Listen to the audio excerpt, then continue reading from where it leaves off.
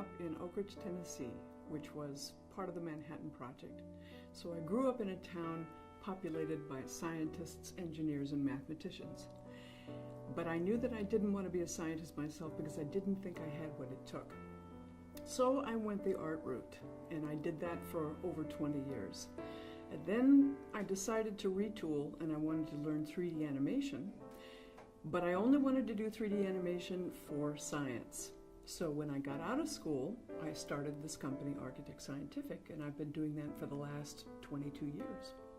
We have several different groups that we're working with right now, principally biotech companies.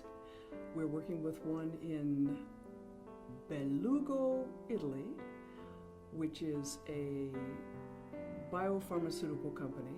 We're also working with a company in Boston, and we're working with a company in Seattle.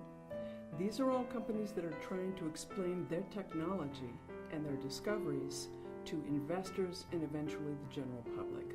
So what we have to do is learn their science as deeply as we can by reading their papers and talking with their scientists, and then figuring out what are the relevant points that we need to bring to the fore to most accurately explain what their science is and why it's important. I think, well, I'd like to think it has impacted it quite a bit. We've been doing this, as I said, for 22 years. The very first biotech job we ever got was with my brother and my father's company, Large Scale Biology, which was the very first animation ever done explaining what proteomics was, because at the time it was a very new field. And so we did what was a very simplistic animation using analogy to explain all of the mechanisms inside the cell in the form of dump trucks and forklifts and power plants that were blowing up, to show that all of these were machines within the body. We were not sure how that was going to be received, but the wonderful thing about that animation was that people all across the spectrum could watch that and understand proteomics, from the people who were constructing the building that the company moved into, to investors, to other scientists, to the general public. That's a very difficult question, and I've been thinking about that, because it depends on what the data is. It depends on what points they're trying to get across and who the audience is. So you have a lot of different factors in there that will dictate what the data is. You can take numerical data and turn it into a pie chart or a bar chart. That's relatively easy. But if you want to explain function, that's a totally different thing, because then you need to have the elements that are doing the function with one another and what the outcome of that is. So that's a roundabout way of saying that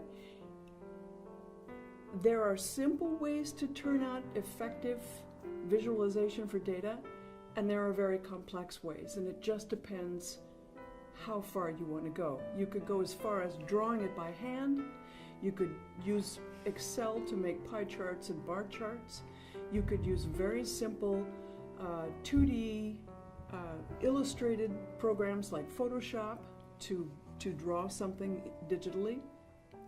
You could use very simple 3D programs like Sketchit and AutoCAD Viz to very simply build simple processes.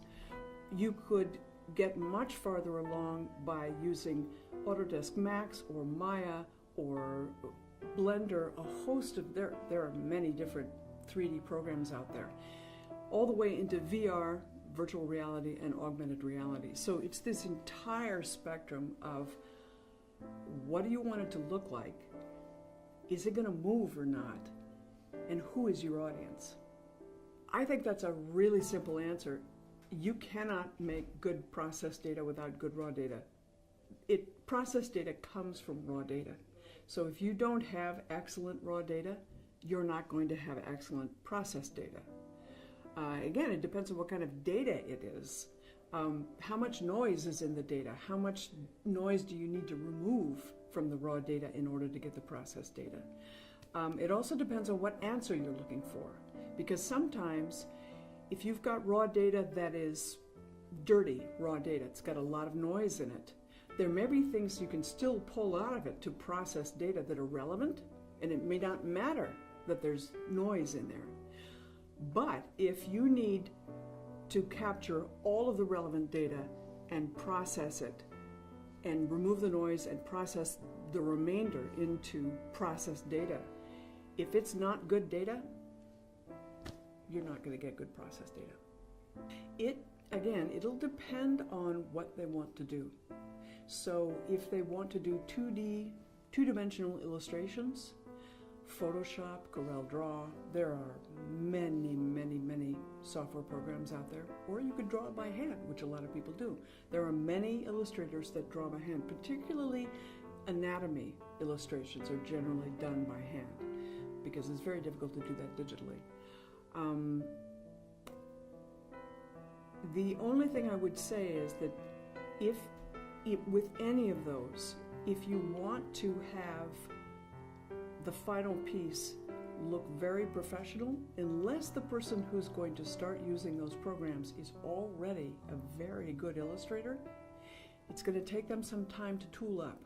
And with 3D, it's going to take them a lot of time to tool up. To get fast enough to actually turn something out may take you, if you really, really study, a year, but generally 2 years to get to the point where you're fast enough to be able to actually get it done in time. Because the sheer weight of data that is being generated moves up exponentially every day. Somebody's got to figure out not only how to process it, but how to relate it to other stakeholders, whether they're investors, whether they're CEOs, patients, general public, and other scientists. So you have this spectrum of people that you need to speak to with that data. There are universities now that are offering multiple doctorate programs where you learn basic biology and you learn medical illustration.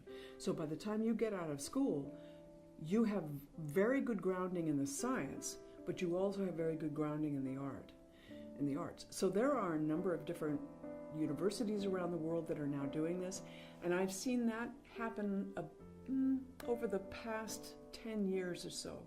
They're beginning to do this more and more. It depends on what it is the person really, really wants to do. Do they want to work within a production company? Because it's very different from being in school. Even if you do a postdoc, it's very, very difficult to bridge the divide between a hypothetical situation where it's school and a production environment. Because in a visual production environment, it's very fast-paced, it's very strenuous, and it's very tense. Particularly if you've got biotech companies and pharma companies who have millions of dollars on the line. And this content is going to help them secure investment or sell a product. So that means that you have to fully understand what the subject is, and then you have to have on-the-fly, very fast reflexes to be able to come up with concepts and solutions that are going to adequately explain that, and then execute it. And generally, unless you're in a very small company like I am, those duties are separated by type. So there may be a producer, then production artists, and that gets split into the various groups, and then a post-production artist. I don't know whether there are. There probably will be. There probably are now. I've never looked for those because I'm not in the market for that. But I would say the internet is a remarkable place. There are people putting tutorials up on YouTube, so you could learn literally anything you want to learn. So I would suggest one of the things to do, one of the best practices, is to fill your own image bank with as many images as you can.